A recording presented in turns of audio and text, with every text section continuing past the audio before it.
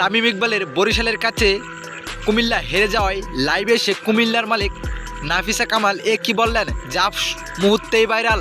দর্শক, আজ কঠিন সমীকরণের ম্যাচে কুমিল্লার বিপক্ষে মাঠে নেমেছিল পরছন বরিশাল, যেখানে শুরুতেই ব্যাটিংয়ে নেমেছিলেন কুমিল্লা ভিক্টোরিয়ান্স, যেখানে শুরুতে ব্যাটিংয়ে নেমে 8 উইকেট হারিয়ে পুরো 20 ওভার খেলে 140 রান সংগ্রহ করেছিল কুমিল্লা ভিক্টোরিয়ান্স। এই রানের জবাবে ব্যাটিংয়ে নেমে শুরুতেই ব্যাটিং তাণ্ডব চালিয়েছিলেন তামিম ইকবাল, তবে শেষ পর্যন্ত নিজের দলকে জিতিয়ে মাঠ ছাড়তে পারেন নাই তামিম ইকবাল, তবে দলকে জিতার জায়গায় পৌঁছে দিয়েছিলেন তামিম ইকবাল, কেননা এদিন তামিম ইকবাল করেছিলেন 66 রান। শেষ পর্যন্ত মাহমুদুল্লাহ রোহিতের ব্যাটিং জোরেই ম্যাচ জিতে যায়, যেখানে শেষ ওভারে প্রয়োজন ছিল 8 রান, যেখানে প্রথম বলে বিশাল একটি ছক্কা মারেন মাহমুদুল্লাহ রিয়াদ, পরে 2টি বল ডট খেলে চতুর্থ বলে 2টি সিঙ্গেল নিয়ে ম্যাচ জিতে প্লে অফ নিশ্চিত করেন পরছন বরিশাল।